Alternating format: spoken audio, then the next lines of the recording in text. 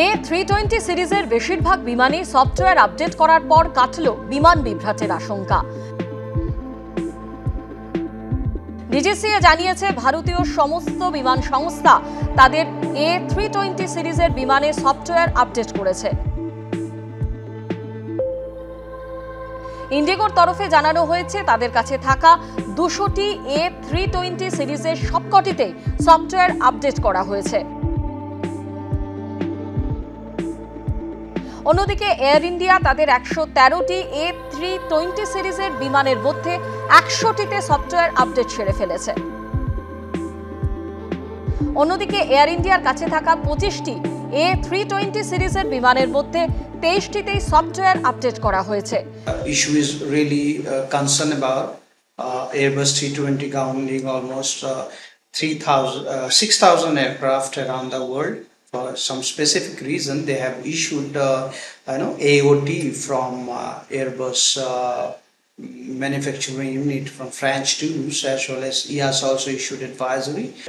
তো আমাদের যে ইম্প্যাক্ট ফিল করছি আমরা আগামী first week of first or 2nd December, we are expecting ki it's a good number of disruption of flight cancellation or something kind can happen. Delay also হতে পারে, কারণ সফটওয়্যারটা যতটুকু জেনেছি আমি এখন পর্যন্ত সফটওয়্যারটা মডিফাই করার জন্য it will take around 2 hours for each aircraft to change the software, but যে সব এয়ারক্রাফটে হার্ডওয়্যার চেঞ্জ করতে হবে that will take 1 to 2 days. So ultimately around the world 6,000 aircraft to change all hardware and software, whichever aircraft require even hardware. So expecting by Tuesday everything will be normalized again. সৌর বিকিরণের কারণে Airbus 320 সিরিজে যান্ত্রিক সমস্যা ধরা পড়ায় Airbus কর্তৃপক্ষ জানায় বিশ্বজুড়ে এই বিমানের সফটওয়্যার আপডেট প্রয়োজন। এরপরই তৎপর হয় বিমান সংস্থাগুলি। এবিপি আনন্দ। জানুয়ারি থেকে নভেম্বর মাত্র 11 মাসে দেশ জুড়ে ফেল করেছে 1669টি ওষুধ।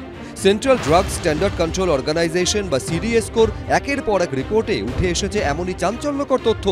সিডিএসকোর রিপোর্টে বলা হয়েছে শুধু অক্টোবর মাসে গুণমান পরীক্ষায় দেশে ফেল করেছে 113টি ওষুধ ও চিকিৎসা সরঞ্জাম, যার মধ্যে রয়েছে ব্রেস্ট ক্যান্সারের ওষুধ।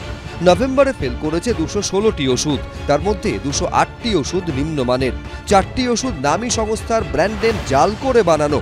স্বাভাবিকভাবেই চিন্তায় রোগী ও তাদের আত্মীয় পরিজন থেকে চিকিৎসকেরা। প্রথম যখন একটা দুটো নিউজ হলো আমরা ভাবলাম যে সরকার নড়ে চড়ে বসবে, ড্রাগ কন্ট্রোল নড়ে চড়ে বসবে। এটা তো কন্ট্রোল হচ্ছেই না, উপরন্তু বেড়েই চলেছে নাম্বার। নিজেদেরও চিন্তা হয় যখন দেখি যে ওষুধগুলো কাজ করছে না। ওষুধটা ঠিক আছে কিনা এটা তো আর আমাদের চেক করার ক্ষমতা নেই। দেখছি যে ওষুধগুলো ধরা হচ্ছে, কিন্তু ওষুধগুলো কি ডিস্ট্রয় করা হচ্ছে, এগুলো কি আবার রিসার্কুলেট হচ্ছে বাজারে? আমাদের দেশে সবই সম্ভব। সিডিএসকোর পরিসংখ্যান বলছে চলতি বছরের জানুয়ারি মাসে দেশে গুণগত মানের পরীক্ষায় ফেল করেছে 135টি ওষুধ। ফেব্রুয়ারিতে 145টি উত্তীর্ণ হতে পারেনি।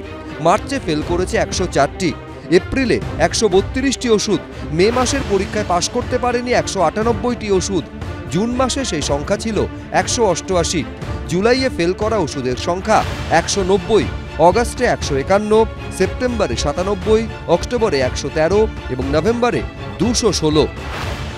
আমরা কোথায় যাব? আমরা তো নিদানপত্রে ওষুধের নামটা লিখে দিচ্ছি, রোগীরা আমাদেরকে বিশ্বাস করে ওষুধটা খাচ্ছে, তারপর যদি তাদের রোগ মুক্ত না হয় তখন তো খুবই হতাশায় আমরা ভুগছি। আমরা খুব খারাপ অবস্থায় আছি ডাক্তাররা। ডাক্তারদের মধ্যে থেকে আন্দোলন করা দরকার। খেলা হবে স্লোগান শুনি, কিন্তু খেলা মানুষের জীবন নিয়ে যখন হয় তখন অত্যন্ত বেদনার, দুঃখের। সিডিএসকোর রিপোর্টে উল্লেখ করা হয়েছে নভেম্বরে ফেল করা ওষুধগুলির মধ্যে রয়েছে বিভিন্ন ব্র্যান্ডের 21 ধরনের paracetamol, antibiotic injection, fungal infection প্রতিরোধের ওষুধ, রিঙ্গাল ল্যাকটেট থেকে সাধারণ স্যালাইন, স্নায়ু রোগের চিকিৎসার ওষুধ প্রভৃতি। নভেম্বরের পরীক্ষায় ফেল করেছে হাওড়ার জগাছায় তৈরি ডায়মন্ড ড্রাগস প্রাইভেট লিমিটেডের লাইসিন হাইড্রোক্লোরাইড অয়েন্টমেন্ট। শরীরের ক্ষত পুড়ে যাওয়া জায়গায় এই মলম ব্যবহার করা হয়। সিডিএসকো সূত্রে খবর, কোনো ক্ষেত্রে দেখা গেছে ইনজেকশনের ভায়ালে ভাসছে ক্ষতিকারক ব্যাকটেরিয়া। কোনো ওষুধ নিম্নমানের উপাদান বা অপরিশোধিত জল দিয়ে তৈরি, কোনোটিতে ওষুধের পরিমাণ কম, কোনো ওষুধ আবার খাওয়ার পর শরীরে দ্রবীভূত হচ্ছে না। সম্প্রতি মধ্যপ্রদেশ এবং রাজস্থানে বিষাক্ত কাফ সিরাপ খেয়ে অন্তত 20 জন শিশুর মৃত্যু হয়েছে বলে অভিযোগ। এই পরিস্থিতিতে নড়ে চড়ে বসেছে central drug standard control organisation বা সিডিএসকো এবং রাজ্যের ডিরেক্টরেট অফ ড্রাগস কন্ট্রোল। 3 ভারতীয় সংস্থার বিরুদ্ধে গ্লোবাল অ্যালার্ট জারি করেছে WHO, কিন্তু তারপরেও জাল ও নিম্নমানের ওষুধে রমরমা কমছে না। সন্দীপ সরকার, এবিপি আনন্দ, কলকাতা। এবিপি আনন্দ, এগিয়ে থাকে, এগিয়ে রাখে।